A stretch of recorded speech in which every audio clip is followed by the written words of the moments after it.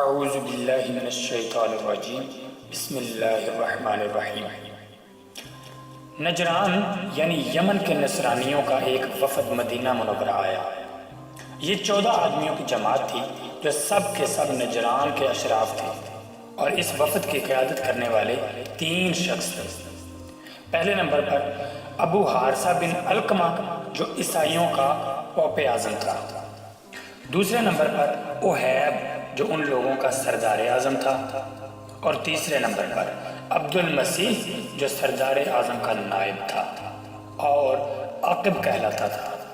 یہ سب نمائندے نہایت قیمتی اور نفیس لباس پہن کر عصر کے بعد مسجد نبوی میں داخل ہوئے اور اپنے قبلہ کی طرف منہ کر کے اپنی نماز ادا کی۔ پھر ابو حارثہ اور ایک دوسرا شخص دونوں نبی کریم صلی اللہ تعالی علیہ وسلم کی خدمت میں حاضر ہوئے، اور نبی کریم صلی اللہ تعالی علیہ وسلم نے نہایت کریمانہ لہجے میں ان دونوں سے گفتگو فرمائی اور مکالمہ شروع ہوا۔ سب سے پہلے نبی کریم صلی اللہ تعالی علیہ وسلم نے ارشاد فرمایا، تم لوگ اسلام قبول کر کے اللہ تعالیٰ کے فرما بردار بن جاؤ۔ تو ابو حارثہ کہنے لگا کہ ہم لوگ پہلے ہی اللہ تعالیٰ کے فرما بردار ہو چکے ہیں۔ تو نبی کریم صلی اللہ تعالی علیہ وسلم نے فرمایا، تم لوگوں کا یہ کہنا ٹھیک نہیں، کیونکہ تم لوگ صلیب کی پرستش کرتے ہو اور اللہ کے لیے بیٹا بتاتے ہو اور خنزیر کھاتے ہو۔ تو ابو حارثہ کہنے لگا، آپ لوگ ہمارے پیغمبر یعنی حضرت عیسیٰ علیہ السلام کو گالیاں کیوں دیتے ہیں؟ تو نبی اکرم صلی اللہ علیہ وآلہ وسلم نے کریمانہ لہجے میں پوچھا، ہم لوگ حضرت عیسیٰ علیہ السلام کو کیا کہتے ہیں بتاؤ۔ تو ابو حارثہ کہنے لگا، آپ لوگ حضرت عیسیٰ علیہ السلام کو بندہ کہتے ہیں، حالانکہ وہ خدا کے بیٹے ہیں، نعوذ باللہ۔ تو نبی کریم صلی اللہ تعالی علیہ وسلم نے ارشاد فرمایا، ہاں ہم یہ کہتے ہیں کہ حضرت عیسیٰ علیہ السلام خدا کے بندے اور اس کے رسول ہیں، اور وہ کلمۃ اللہ جو کمواری مریم کے شکم سے بغیر باپ کے اللہ تعالیٰ کے حکم سے پیدا ہوئے ہیں۔ تو ابو حارثہ کہنے لگا، کیا کوئی انسان بغیر باپ کے پیدا ہو سکتا ہے؟ جب آپ لوگ یہ مانتے ہیں کہ کوئی انسان حضرت عیسیٰ علیہ السلام کا باپ نہیں، تو پھر آپ لوگوں کو یہ ماننا پڑے گا کہ ان کا باپ اللہ تعالیٰ ہے، نعوذ باللہ۔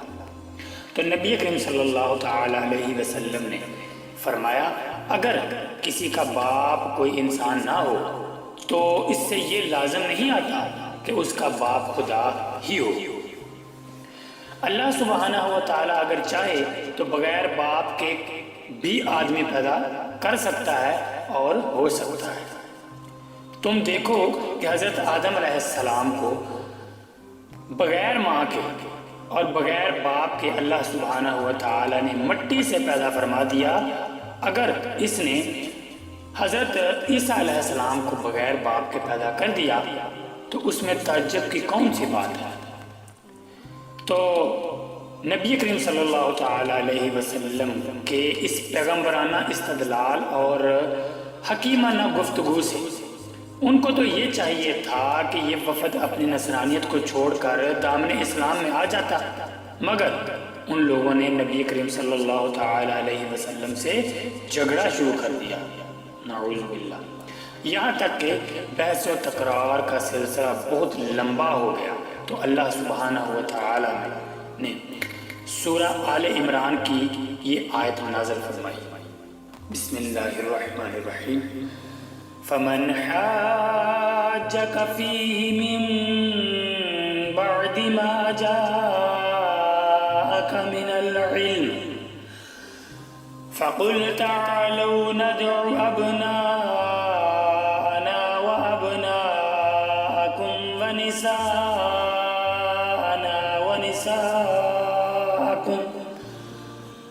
وأنفسنا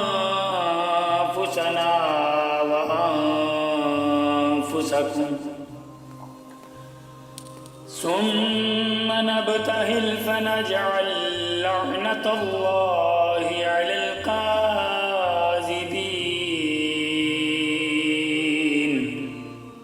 ترجمہ کنز ایمان میں ہے، پھر اے محبوب جو تم سے عیسیٰ کے بارے میں حجت کریں بعد اس کے کہ تمہیں علم آ چکا، تو ان سے فرما دو آؤ ہم تم بلائیں اپنے بیٹے اور تمہارے بیٹے اور اپنی عورتیں اور تمہاری عورتیں اور اپنی جانیں اور تمہاری جانیں، پھر مباہلہ کریں تو جھوٹوں پر اللہ کی لعنت ڈالیں۔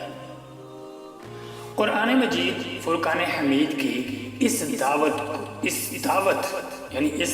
مباہلہ کو ابو حارثہ نے منظور کر لیا اور طے پایا کہ صبح نکل کر میدان میں مباہلہ کریں گے، لیکن جب ابو حارثہ نصرانیوں کے پاس، عیسائیوں کے پاس پہنچا تو اس نے اپنے آدمیوں سے کہا کہ اے میری قوم، تم لوگوں نے اچھی طرح جان لیا اور پہچان لیا کہ محمد صلی اللہ تعالی علیہ وسلم نبی آخر الزمان ہے، بے شک، اور خوب یاد رکھو کہ جو قوم کسی نبی پر حق کے ساتھ مباہلہ کرتی ہے اس قوم کے چھوٹے بڑے سب ہلاک ہو جاتے ہیں، اس لیے بہتر یہی ہے کہ ان سے صلح کر کے اپنے وطن کو واپس چلے اور ہرگز ان سے مباہلہ نہ کرو۔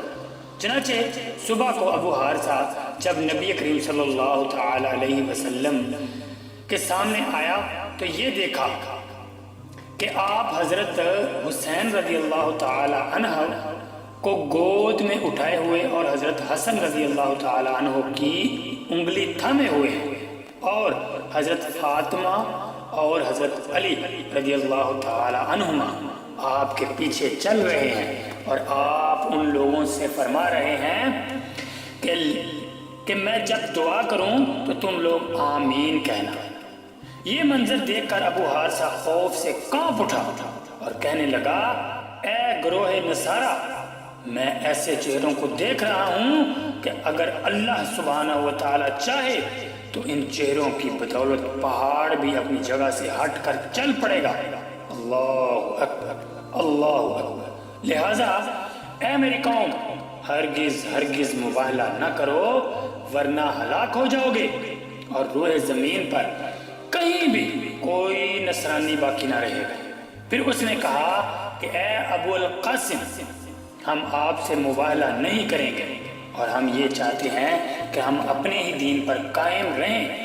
تو نبی کریم صلی اللہ تعالی علیہ وسلم نے ان لوگوں سے کہا کہ تم لوگ اسلام قبول کر لو تاکہ تم لوگوں کو مسلمانوں کے حقوق حاصل ہو جائیں۔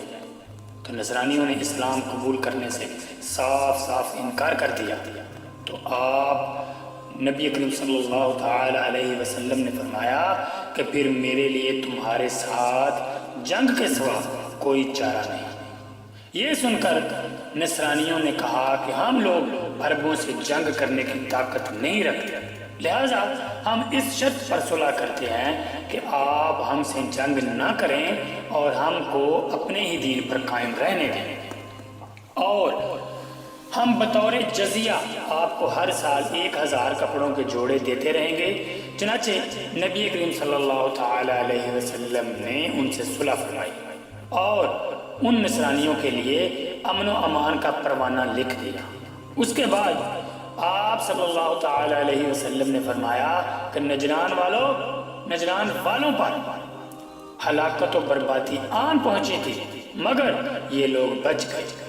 اگر یہ لوگ مجھ سے مباہلہ کرتے تو مسخ ہو کر بندر اور خنزیر بن جاتے۔ اللہ اکبر، اللہ اکبر۔